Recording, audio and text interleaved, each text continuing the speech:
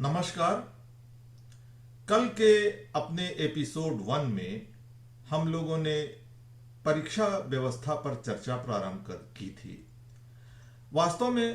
परीक्षा व्यवस्था को 3 भागों में बांटा जा सकता है। पहला, परीक्षा के लिए नियम निर्धारित करना, जो हमेशा से ऑर्डिनेंस के द्वारा होता है। दूसरा, विश्वविद्यालय द्वारा परीक्षा का प्रबंधन करना, जिसमें किस प्रकार से पेपर बनाए जाएंगे, किस प्रकार से पेपर गोपनीयता सहित विभिन्न कॉलेजेस तक पहुंचाए जाएंगे और परीक्षा के दिन उनका उपयोग होगा, और किस प्रकार परीक्षा के उपरांत जो बच्चों की कॉपियां होंगी उनका मूल्यांकन करते हुए रिजल्ट निकाला जाएगा। और इसके बाद उस रिजल्ट के आधार पर विश्वविद्यालय अपने सिलेबस का मूल्यांकन करता है, अपने शिक्षण कार्य का मूल्यांकन करता है और इससे बच्चों के अचीवमेंट्स अर्थात कितना उनके उद्देश्य पूरे होते हैं, जिसका मूल्यांकन हम programme objective, programme specific objective और कोर्स ऑब्जेक्टिव का फीडबैक आधारित मूल्यांकन करके हम इस निष्कर्ष पर पहुंचते हैं कि भविष्य में हमें किस प्रकार करेक्टिव स्टेप्स उठाने हैं। कल हम लोगों ने चर्चा की थी कि विश्वविद्यालय जो परीक्षा का प्रबंधन करता है और जिसमें वह हिस्सा जहां पेपर्स को छापने, उसको केंद्रों तक पहुंचाने और छात्रों द्वारा उसका परीक्षा देने के लिए उपयोग करने की व्यवस्था है, यदि 60-70 साल पुरानी व्यवस्था के स्थान पर हम नई तकनीकी बेस्ड व्यवस्था अपना लें तो हमारा व्यय बहुत अधिक मात्रा में कम हो सकता है। उसका उदाहरण हमने दिया था कि किस प्रकार 3.5 करोड़ रुपए से बढ़ाकर हमारे विश्वविद्यालय का खुद का बजट 8 करोड़ करना पड़ा, केवल इस आधार पर चूंकि सीबीसीएस आधारित परीक्षा होने की दशा में प्रत्येक वर्ष 2-2 परीक्षाएं आयोजित करनी पड़ेगी। लेकिन यह मैंने स्पष्ट किया था कल कि भले परीक्षा 2 की जगह 4 बार भी लेना पड़े, तब भी हमारा खर्चा बिल्कुल नहीं बढ़ेगा विश्वविद्यालय स्तर पर, चूंकि कॉलेज स्तर पर इसे डिसेंट्रलाइज कर देने पर और पेपर्स को एक स्थान से दूसरे स्थान पर पहुंचाने,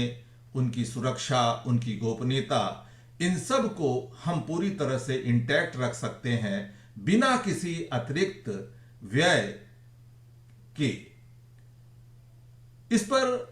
कमेंट देते हुए कल एक हमारे कलीग ने बड़ी अच्छी बात कही कि वास्तव में ऐसी कोई भी परीक्षा व्यवस्था या परीक्षा प्रणाली निरर्थक है जो छात्रों के लर्निंग की कीमत पर हो। बिल्कुल उन्होंने सही कहा, और इसी तथ्य को ध्यान में रख करके यूजीसी या राज्य स्तर पर Uttar Pradesh higher education council ने भी अपनी जो भी योजनाएं सामान्य पाठ्यक्रम को लेकर के बनाई हैं, उनमें इन बातों को पूरी तरह से ख्याल रखने की कोशिश की गई है। वास्तव में देखा जाए तो सीबीसीएस प्रणाली इतनी वैज्ञानिक है जिसमें बच्चों को वास्तव में पढ़ाने से कोई लाभ हो रहा है कि नहीं हो रहा है, इसके मूल्यांकन की व्यवस्था पीरियोडिकल टेस्ट या इंटरनल एग्जामिनेशन से हो जाता है। यूजीसी के नियमों में यह स्पष्ट तौर पर कहा गया है कि प्रत्येक विश्वविद्यालय 1/4 अर्थात 25% इंटरनल मूल्यांकन से प्रारंभ करे, जिसमें 75% एक्सटर्नल मूल्यांकन हो, और शनय शनय इस इंटरनल एग्जामिनेशन के प्रोपोर्शन को 50% करते हुए एक्सटर्नल एग्जामिनेशन के प्रोपोर्शन को भी 50% कर ले। वास्तव में इंटरनल एग्जामिनेशन का मतलब है कि जो शिक्षक छात्रों को पढ़ाता है, जो शिक्षक छात्रों के संपर्क में पूरे सेमेस्टर रहता है, वही परीक्षा के प्रश्न निर्धारित करे, वही परीक्षा संचालित करे और वही छात्रों का परीक्षण करके उन्हें अंक प्रदान करे। इसके विपरीत एक्सटर्नल परीक्षण में बाहर का कोई एक्सपर्ट जो विषय का ज्ञाता है वह प्रश्न पत्र बनाता है, वही मूल्यांकन करता है और इस आधार पर छात्रों का रिजल्ट तैयार होता है। इन दोनों का कॉम्बिनेशन निश्चय ही यदि 50-50 हो तो यह एक आदर्श स्थिति होगी, लेकिन विश्वविद्यालयों में इंफ्रास्ट्रक्चर का अभाव या अन्य दूसरे सुविधाओं असुविधाओं को ध्यान में रखते हुए यूजीसी ने यह सुविधा दी और उत्तर प्रदेश उच्च शिक्षा परिषद ने भी जो समान पाठ्यक्रम निर्धारित किया है उत्तर प्रदेश के लिए, उसमें भी प्रारंभ इसी बात से किया है कि 25% इंटरनल असेसमेंट हो और 75% एक्सटर्नल असेसमेंट किया जाए। शनय शनय इसको बढ़ाते हुए 50-50% तक लाया जाए। अब विश्वविद्यालय द्वारा आयोजित परीक्षा क्या बिना इस बात को संज्ञान में लिए हुए करना चाहिए कि छात्रों का कोर्स पूरा हुआ या नहीं? छात्रों का कोर्स पूरा होगा तभी उनकी लर्निंग कंप्लीट मानी जा सकती है। छात्रों का इंटरनल असेसमेंट जब उस शिक्षक द्वारा किया जाएगा जो उसको पढ़ाता है, तभी सही निष्कर्ष निकल पाएगा या उस शिक्षक द्वारा यह निर्णय लिया जाएगा कि वास्तव में कोर्स को कंप्लीट करने की दिशा में और क्या कदम उठाया जाना आवश्यक है। लेकिन जब ये सारी प्रक्रिया उलट दी जाए, यानी यह कई बार विश्वविद्यालय अपनी सुविधा को ध्यान में रखते हुए ऐसे निर्णय लेता है जिसमें वह जल्दी से जल्दी परीक्षा आयोजित करना चाहता है और समय बचाना चाहता है, तो वह कई आवश्यक पहलुओं को अनदेखा कर देता है। वास्तव में सीबीसीएस प्रणाली में इस बात की कोई गुंजाइश है ही नहीं कि कोई विश्वविद्यालय इन अति आवश्यक तथ्यों को भी अनदेखा कर सके, जैसे बिना कोर्स समाप्त किए परीक्षा लेना। सीबीसीएस में यह संभव नहीं है, क्योंकि सीबीसीएस में प्रत्येक कोर्स के लिए निर्धारित घंटे की जब तक पढ़ाई नहीं होगी तब तक यह माना ही नहीं जा सकता कि उस विषय का कोर्स पूरा हो गया। फॉर एग्जाम्पल, अगर 3 क्रेडिट का कोर्स है तो 45 घंटे का क्लास उस विषय में चलना बिल्कुल अनिवार्य है। यदि 44 घंटे भी उस पेपर में कोर्स पढ़ाई हुई है या 2-4 घंटे पढ़ाई नहीं हुए हैं तो उसका यह स्पष्ट अर्थ हुआ कि कोर्स पूरा हुआ ही नहीं। तो निश्चय ही 2 बातें अत्यंत महत्वपूर्ण हैं इस सीबीसीएस प्रणाली में, इंटरनल एग्जामिनेशन और एक्सटर्नल एग्जामिनेशन के अंकों का बंटवारा। पहली बात, जो वर्तमान में कहीं 25% इंटरनल एग्जामिनेशन के अंक हैं, कहीं 30% है, कहीं 35% है, और इसके दूसरी तरफ एक्सटर्नल जो 100 में से घटाने पर बाकी हिस्सा बचा, जैसे 30% अगर इंटरनल है तो 70% एक्सटर्नल होगा। एक्सटर्नल का भी कदापि यह अर्थ नहीं है कि पूरी तरह से शिक्षकों और विश्वविद्यालय के ऐसे गोपनीय एग्जामिनर्स के द्वारा उन प्रश्न पत्रों को तैयार किया जाएगा या उनका मूल्यांकन किया जाएगा। वास्तव में परीक्षा के संबंध में निर्णय लेने वाली जो सबसे महत्वपूर्ण बॉडी है वह बोर्ड ऑफ स्टडीज है। बोर्ड ऑफ स्टडीज उसी विभाग के वो एक्सपर्ट शिक्षक होते हैं जो विभिन्न विषयों को पढ़ाते हैं, और एक्सटर्नल इंटरनल सभी मसलों पर उनका राय महत्वपूर्ण है। वही यह निर्णय लेते हैं कि एक्सटर्नल एग्जामिनेशन के रूप में कौन से लोग सर्वथा उपयुक्त होंगे और इंटरनल एग्जामिनेशन के लिए किस प्रकार की व्यवस्था अपनाई जाए। प्रायः विश्वविद्यालय पहले से ही यह निर्धारित कर देते हैं, अपनी एक पॉलिसी बना लेते हैं कि इंटरनल एग्जामिनेशन किस प्रकार होगा, अर्थात टेस्ट लिया जाएगा, प्रेजेंटेशंस होंगे, प्रेजेंस या अटेंडेंस का मार्क्स कितना होगा, समय समय पर उनके द्वारा सेमिनार दिया जाएगा, कॉन्फ्रेंस में पार्टिसिपेट किया जाएगा, उनके द्वारा डिफरेंट एक्टिविटीज की जाएगी। विश्वविद्यालय द्वारा जब इनका प्रपोर्शन निर्धारित करते हुए एक सामान्य पॉलिसी बना दी जाती है तो बोर्ड ऑफ स्टडीज उसी के आलोक में यह निर्णय लेता है कि किस प्रकार प्रत्येक विषय विशेषज्ञ अपने द्वारा पढ़ाए जाने वाले छात्रों का इंटरनल एग्जामिनेशन सेमेस्टर के दौरान, प्रायः यह सेमेस्टर के बीच में हो सकता है, और उसके द्वारा उस 30% के अंदर छात्रों के परफॉर्मेंस, जो उनके प्रेजेंस, एब्सेंस, उनके प्रेजेंटेशन, उनके सेमिनार, उनके डिफरेंट एक्टिविटीज में पार्टिसिपेशन, उनके टीचर द्वारा लिए गए टेस्ट पर आधारित होता है। और सेमेस्टर के अंत में एक्सटर्नल एग्जामिनेशन आयोजित होता है। इसके भी विषय विशेषज्ञों का निर्धारण विभाग के ही शिक्षक अपने बोर्ड ऑफ स्टडीज की बैठक में करते हैं, और उन एक्सपर्ट्स के द्वारा पेपर्स बना करके छात्रों का परीक्षा लिया जाता है, उनके द्वारा मूल्यांकन किया जाता है। यद्यपि विभाग के शिक्षक भी इस एक्सटर्नल एग्जामिनेशन के मूल्यांकन में सम्मिलित होते हैं। इस प्रकार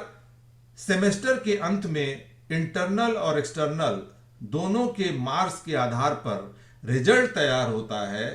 और रिजल्ट तैयार केवल इसलिए नहीं होता है कि बच्चों को पता चल जाए कि सेमेस्टर में पूरे अध्ययन के दौरान उनका परफॉर्मेंस कैसा रहा या क्या रहा, या उन्होंने कितना सीखा। वास्तव में इससे भी कहीं ज्यादा महत्वपूर्ण रिजल्ट की भूमिका यह होती है कि विभाग अलग अलग इस बात का मूल्यांकन कर सकें कि जो प्रोग्राम ऑब्जेक्टिव, जो प्रोग्राम स्पेसिफिक ऑब्जेक्टिव और जो कोर्स ऑब्जेक्टिव विभाग ने बड़ी मेहनत से एक वैज्ञानिक विश्लेषणात्मक आधार पर तैयार किया गया है, वह कितना सही है। स्टैटिस्टिक्स इकट्ठा करते हैं, कितने छात्र फेल हुए, कितने छात्र पास हुए, कितने छात्रों का अंक 0 से 40 के बीच में है, कितने छात्रों का अंक 40 से 70 के बीच है, और कितने छात्रों का अंक 70 से ऊपर है। यह वर्गीकरण इस आधार पर किया जाता है कि स्टैटिस्टिकली इस बात का निर्धारण हो सके कि वास्तव में जो पढ़ाई, जो सिलेबस छात्रों के लिए बनाई गई है, वह उनको कितना ज्यादा सिखा पाने में सक्षम है, छात्रों का लर्निंग वैल्यू क्या है, उस कोर्स का वास्तव में जो उद्देश्य है वह कितना पूरा हो रहा है। इसी के साथ छात्रों के द्वारा इकट्ठा किया हुआ जो फीडबैक है, उसे समझ कितना आया अपना कोर्स, उसके शिक्षक उसे कितना समझा सके, उसे कहां असंतोष है, कहां उसकी अपेक्षाओं की पूर्ति नहीं हुई है, इन सभी फीडबैक के आधार पर और घोषित परीक्षाफल के आधार पर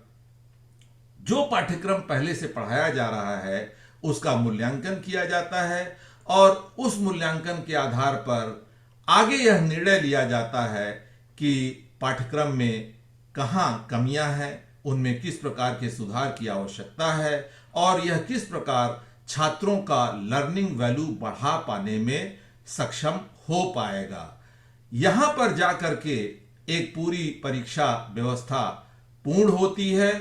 और अगले वर्ष के लिए फिर हम तैयार हो पाते हैं कि छात्रों के उद्देश्यों को पूरा करने के लिए उनके